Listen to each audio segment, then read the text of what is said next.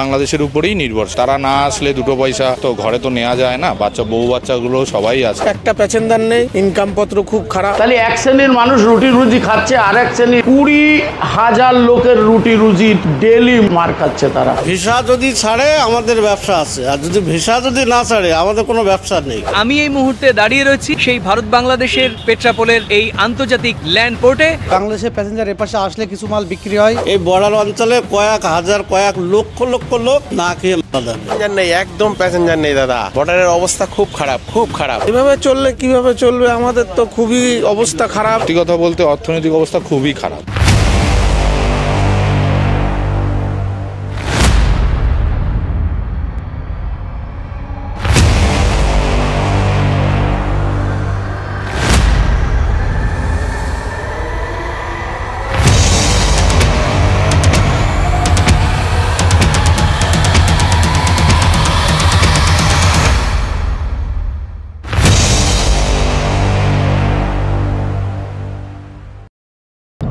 আজকে আমি কলকাতার বাইরে জেলা সফরে বেরিয়েছি। গন্তব্য ভারত বাংলাদেশের সবচেয়ে ব্যস্ততম স্থল সীমান্ত বন্দর বেনাপোল পেট্রাপোল সীমান্ত বন্দর।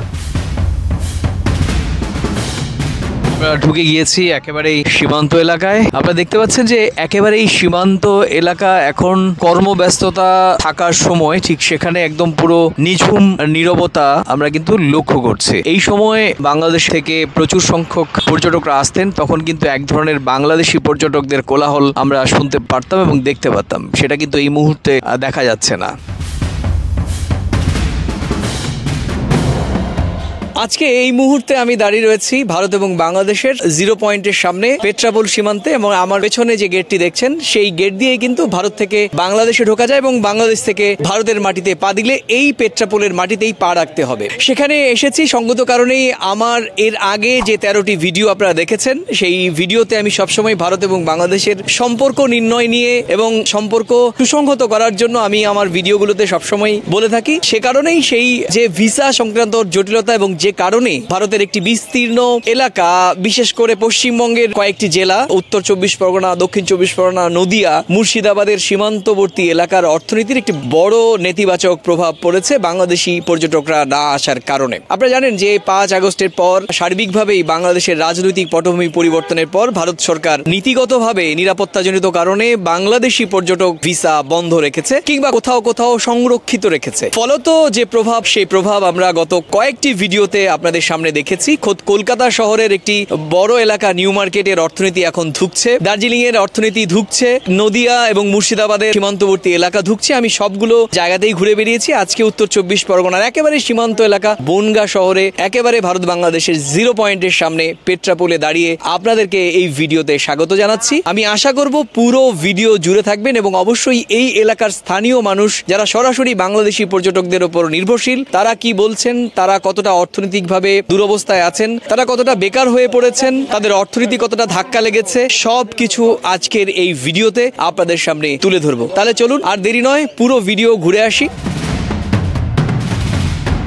আমি একেবারে সীমান্তের একদমই জিরো পয়েন্টের সামনে রয়েছি এবং এখানে অসংখ্য তরুণ, এই প্রজন্মের যুবক যারা প্রধানত এবং একমাত্র যাদের জীবন এবং জীবিকা বাংলাদেশি পর্যটকদের ওপর। যেহেতু বাংলাদেশি পর্যটকরা এখানে আসতে পারছেন না, অর্থাৎ বাংলাদেশ থেকে ভিসা পাচ্ছেন না, সাধারণ ভিজিট ভিসা, সে কারণেই কিন্তু এখানকার যে তরুণ সমাজ যারা পুরোপুরি বাংলাদেশি পর্যটকদের ওপর নির্ভর করতেন, তারা কিন্তু অলস সময় কাটাচ্ছেন। তারা বলছেন অনেকেই যে তাদের যে অর্থনৈতিক দুরবস্থা, তাদের পরিবার পরিজন এবং তাদের নিজেরই চলার কিন্তু দায় হয়ে পড়েছে। সবাই একটু কষ্টেও আছে, সেভাবে চলছে, এখনো কিছু করার নেই। তো এখন ওর দেশে ভিসাও বন্ধ আছে আমাদের এখান থেকে। ইন্ডিয়ার কতটুকু পড়ছে কিনা পশ্চিমবাংলা মানুষের অনেকটাই পড়ছে। কলকাতা, আমাদের এই বনগাঁ, আমাদের এই টোটাল পেট্রাপোল বর্ডারে যত মানুষ আছে, এই যে যত দেখছেন সবাই কিন্তু আমরা এখানে বাংলাদেশের উপরেই নির্ভর। তারা না আসলে দুটো পয়সা তো ঘরে তো নেওয়া যায় না, বউ বাচ্চাগুলো সবাই আছে। সেই হিসাব করে দেখতে গেলে সত্যি কথা বলতে অর্থনৈতিক অবস্থা খুবই খারাপ। কেউই শান্তিতে নেই ওই গন্ডগোল হওয়ার পর থেকে। এখন এখন দেখা যাক উপর মহলের ব্যাপার, এবার কবে এগুলো চালু হয়। যত সম্ভব চালু হলে মানুষগুলো বাঁচবে। সব থেকে বড় জিনিস হচ্ছে দুই দেশের যত মানুষ যোগাযোগ করবে তত অর্থনৈতিক বাড়বে, তত মানুষের কিছু কর্মসংস্থান বাড়বে। সেগুলো যদি সরকার দেখে তাহলে আমার মনে হয় খুব ভালো হয়। আমরা অনেক সময় ধরে এখানে বসে আছি, একটা প্যাসেঞ্জার নেই, ইনকাম পত্র খুব খারাপ। এভাবে চললে কিভাবে চলবে? আমাদের তো খুবই অবস্থা খারাপ। বাড়ি বউ বাচ্চা আছে, তাদের নিয়ে সংসার চালানো, পড়াশুনো বাচ্চাদের, খুবই অবস্থা খারাপ আমাদের।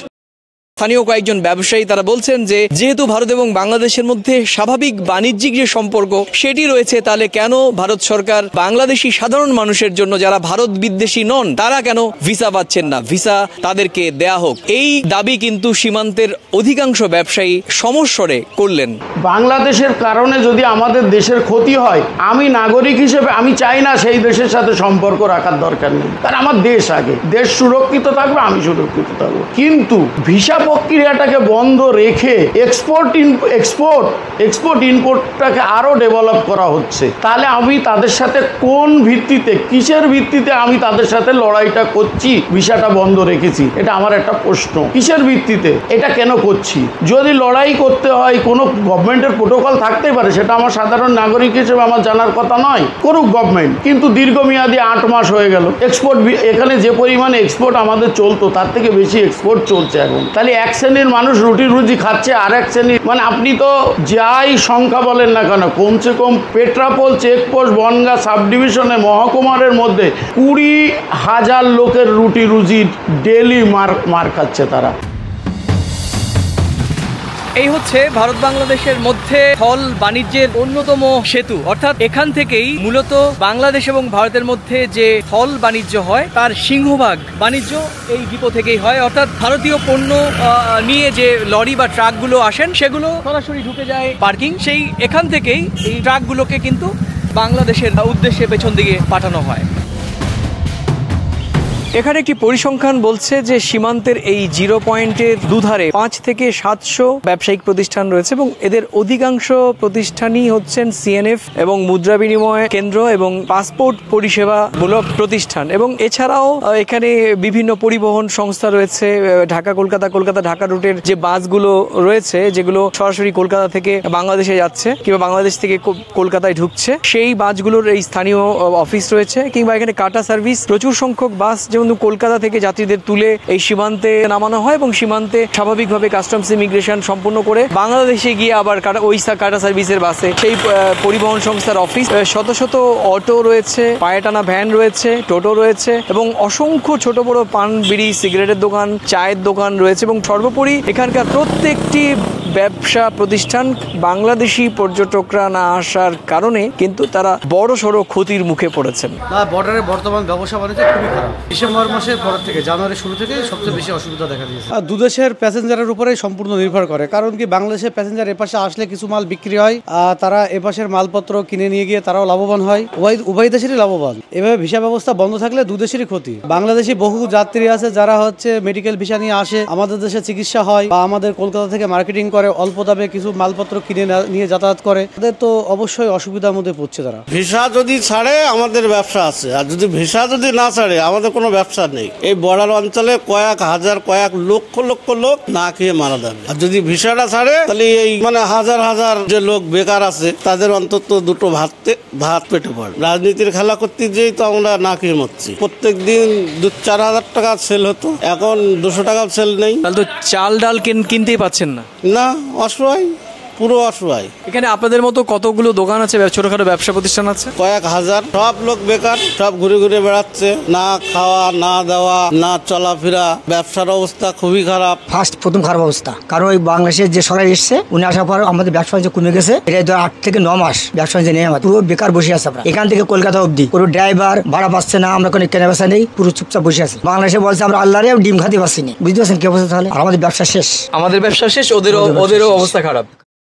আমার পেছনে যে দোকানগুলো রয়েছে সেই দোকানগুলো মূলত মুদ্রা বিনিময় কেন্দ্র এবং বিভিন্ন বাংলাদেশি পর্যটক যারা আসতেন বাংলাদেশ থেকে তাদেরকে পরিষেবা দিয়ে থাকে সাধারণত এই ধরনের ব্যবসা প্রতিষ্ঠান। এবং আমরা দেখতে পাচ্ছি যে প্রত্যেকটা ব্যবসা প্রতিষ্ঠানের কিন্তু অর্ধেক ঝাপ খোলা, কোথাও একজন রয়েছেন, কোথাও একেবারে বন্ধ রয়েছে। এই পরিস্থিতিটা যা সেটা কিন্তু অত্যন্ত ভয়াবহ এবং অধিকাংশ ব্যবসায়ী এবং এর সঙ্গে জড়িতরা কিন্তু সংশ্লিষ্টদের উদাসীনতাকে দায়ী করছেন। অর্থাৎ তারা অধিকাংশ বলছেন, এই সংশ্লিষ্ট ব্যবসায়ীরা সীমান্তে যারা ভুক্তভোগী ভারতীয় ব্যবসায়ী তারা বলছেন যে ভিসা আবারও চালু করা হোক বা বাংলাদেশিদের ভিসা দেয়া হোক। তো 100 দিনের মধ্যে 1 টাকা ইনকাম নেই, এটা আবার সেল কিরকম হবে? সেলই তো নেই, লোক নেই। মানে এটা কি বাংলাদেশের পর্যটক না আসার কারণে এটা হচ্ছে?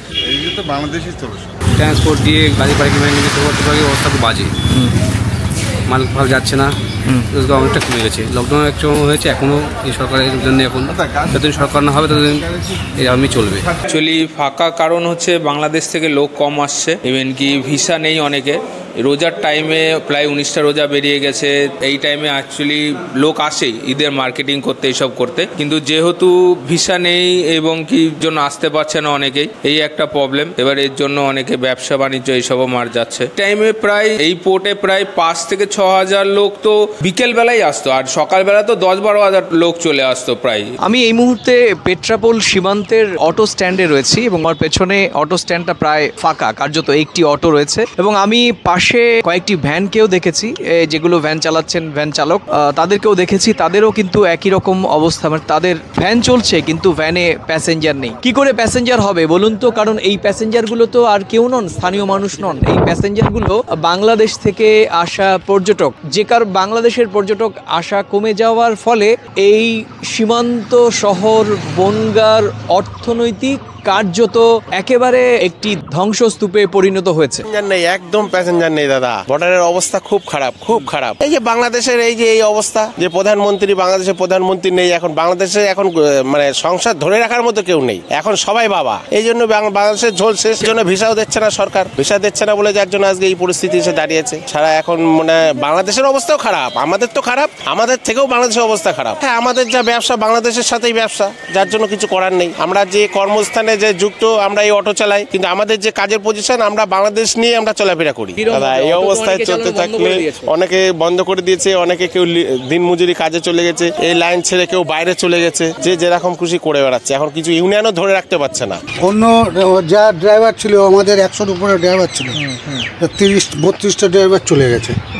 এই লাইনের যে অবস্থা, 100 টাকা 150 টাকা মাইনে পেয়ে তাদের তো সংসার চলবে না, তাদের বাচ্চা কাচ্চা আছে, পড়াশোনা আছে, তারা অন্য কাজে সব চলে গেছে। পুরো ফাঁকা, শুনশান, নীরবতা, কোথাও বাংলাদেশি পর্যটকদের চিহ্ন নেই। অর্থনীতি কার্যত এখানে বিপর্যস্ত। হাজার হাজার টাকা, লাখ লাখ টাকা বিনিয়োগ করছেন ভারতীয় ব্যবসায়ীরা শুধু বাংলাদেশি পর্যটকদের আসা যাওয়ার উপলক্ষে, কিন্তু বাস্তব চিত্র এখানে ভিন্ন। এখানে প্রতিদিন নতুন নতুন ব্যবসা প্রতিষ্ঠান হচ্ছে এবং বিনিয়োগ হচ্ছে লাখ লাখ কোটি কোটি টাকা। তবে বিনিয়োগ করে ব্যবসায়ীরা লাভের তো দূরের কথা, তারা কিন্তু প্রতিদিন লস গুনছেন। 2বার রিজেক্ট হয়ে 3বার পেয়েছি, কিন্তু পেশেন্ট কমিউনিকেশন খুব ভালো সিস্টেম। মেডিকেল ভিসা পেয়েছেন? হ্যাঁ, মেডিকেল ভিসা পেয়েছি, কোনো সমস্যা হয়নি? না, সমস্যা হয়নি। আর এখানে আমাদের ভারতীয় ব্যবস্থাপনা কিরকম? হ্যাঁ, খুব ভালো। পেশেন্টের জন্য হুইল চেয়ার, গাড়ি, সো নাইস। ভিসা ব্যবস্থাপনা এখন তো বাংলাদেশের সাধারণ পর্যটক ভিসা পাচ্ছেন না। আপনি কি মনে হয় মানে পরিস্থিতিটা কোথায় গিয়ে দাঁড়িয়ে রয়েছে স্বাভাবিক একজন নাগরিক হিসেবে? পরিস্থিতিটা একটু ইজি হলে ভালো হতো। ভিসা প্রসেসিং সো টাফ, অনেক রিয়েল পেশেন্টরা সাফার করছে, আমি নিজেও সাফার করলাম ভিসা প্রক্রিয়ার জন্য। ইজি হলে ভালো হতো। প্রিয় দর্শক, এতক্ষণ ধরে আমার ভিডিওর সঙ্গে থাকায় আপনাদের প্রতি আমার গভীর কৃতজ্ঞতা। হ্যাঁ প্রিয় দর্শক, সবসময় আমি যেটা বলি, ভারত এবং বাংলাদেশের আমরা দুই দেশের মানুষ, প্রতিবেশী, স্বজন, বন্ধু, এবং আমরা পারস্পরিকভাবে বিশ্বাসে আস্থায় বাঁচবো। রাজনৈতিক এবং কূটনৈতিক যতই কাঁদা ছোড়াছড়ি হোক না কেন, শেষ পর্যন্ত আমাদের দুই দেশের সাধারণ মানুষেরই জয় হবে। ভালো থাকুন, সুস্থ থাকুন এবং সবাই নিরাপদে থাকুন। নমস্কার, টাটা।